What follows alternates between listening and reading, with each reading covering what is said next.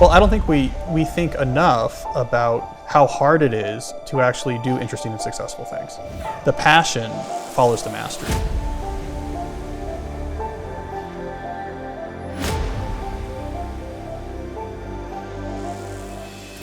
Well, I don't think we think enough about how hard it is to actually do interesting and successful things. And so this is a real issue that I got into in that original book, where young people in particular would write their own script for, this is how I want the world to work. This is how, I want to run this thing and I want it to be really successful and I want X, Y, and Z, and here's what I want to be important for this. But like, the reality is everything that is worthwhile is really, really hard, and it's often really, really specific. And so I'm always telling young people something very similar. Before you make your plan for how you're going to execute, becoming a book author, for example, which a lot of people ask me about, go talk to authors, figure it out. Figure out what the actual reality is of what matters and how people succeed. Don't write your own script with the answers that you want it to be, because often there's a real conflict. But it's easy to come up with some plan where you're like, I'm going to do X, Y, and Z. I'm going to write 20 pages a day, and something that's kind of hard but not too hard, and you think it's going to be fun, and it might have nothing to do with how that industry works. But on the other hand, if you can get the intelligence, maybe by interning with someone who can actually teach you about the field you really care about, and you understand, this is what's involved, then you know where to put your energy.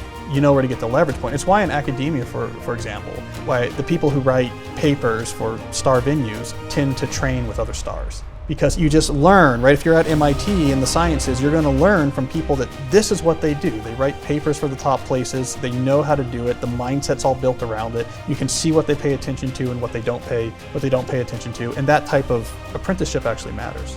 We have to lower the bar. So we have to lower the bar from this impossible height where we put it, which is you have a one true passion, and if you figure it out, you're going to love your work starting the next day. And if you get it wrong, you're destined for a life of misery. Like, we have to lower that bar down to, there are many different things upon which you could build a life of real fulfillment and passion. But it's not just dart throwing, right? I mean, it has to be something that you have an interest in. It has to be something that you think would reward you with more flexibility and options as you got better at it, right? So it's not just arbitrary, but most people could probably pretty quickly identify 6 or 7 directions that pass those qualifiers. And so a lot of what I'm saying is that's enough. That's enough for it to pass the bar. I like this, maybe it matches some of my skills. I like the options it would open up if I did it well. It seems to resonate in some sort of ill-defined or ambiguous way. That's all enough for something to be the foundation of a passionate career. And there's probably a lot of things that pass that criteria, and that's okay. I say you should look to, let's say, professional musicians, professional athletes, professional chess players, people who have to get good in a world that has a well-defined competence hierarchy, where you have a chess ranking and you can't run away from it. You have a batting average, right? You can't get away from it. Watch how they train. Because in their world, there's a lot of effort that has gone into how do you systematically improve. And what you see is that they deliberately practice. And there's really no shortcut to deliberate practice to gaining mastery in almost any field. But in knowledge work in particular, so in this sort of whole array of sort of various creative and other types of professions, we don't think that way. And people don't actually do a lot of this sort of systematic practice. And so that's why in So Good They Can't Ignore You, I go and I hang out with a professional guitar player. And I say, okay, I want to watch you practice. And in this case, there's actually a good reason to do so, because this is someone who started playing guitar at the same time that I started playing guitar. And at the age where I was not that great, I played in a rock band, and we were like, okay, he had a record deal and was being heralded as like this talent, right, in new acoustic guitar playing. So I said, great, I want to understand, why did he become really, really good? And I didn't. Watching him practice in this sort of musician's frat house he lived in Boston with all these other musicians, answer the question 100%. He was so intense when he was practicing the guitar that he would forget to breathe.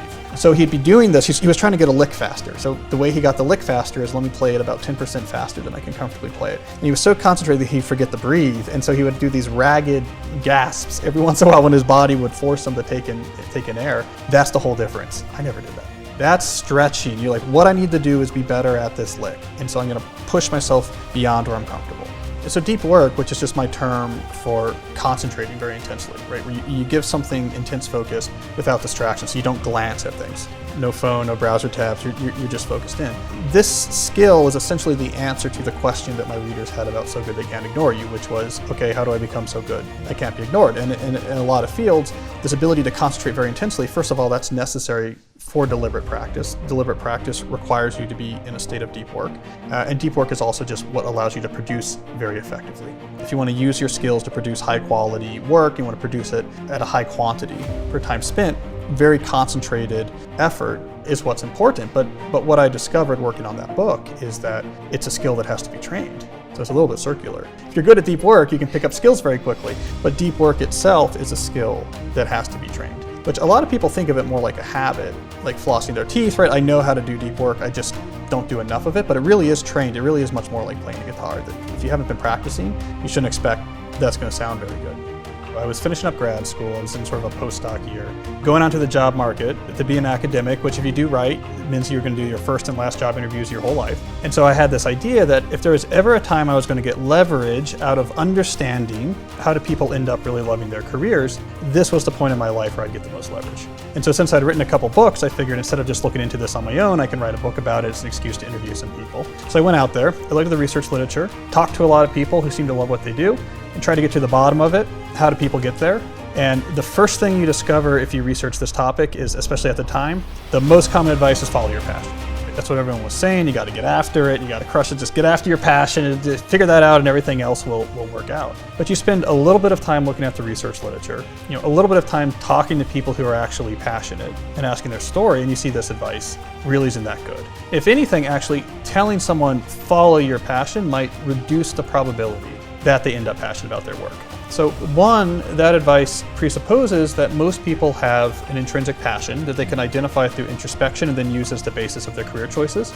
We don't have a lot of evidence that that's true. In fact, most people probably don't have a clearly identifiable passion. This is especially probably true of young people coming out of, let's say, college, where this type of thinking becomes very important. So you tell someone who doesn't have this clear passion, oh, you just gotta follow your passion.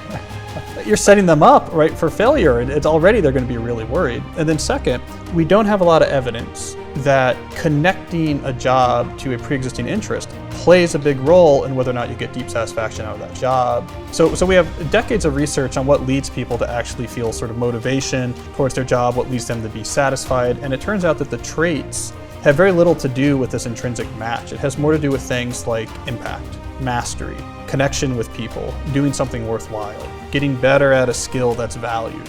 If you get these generic traits, you tend to enjoy your job more and more.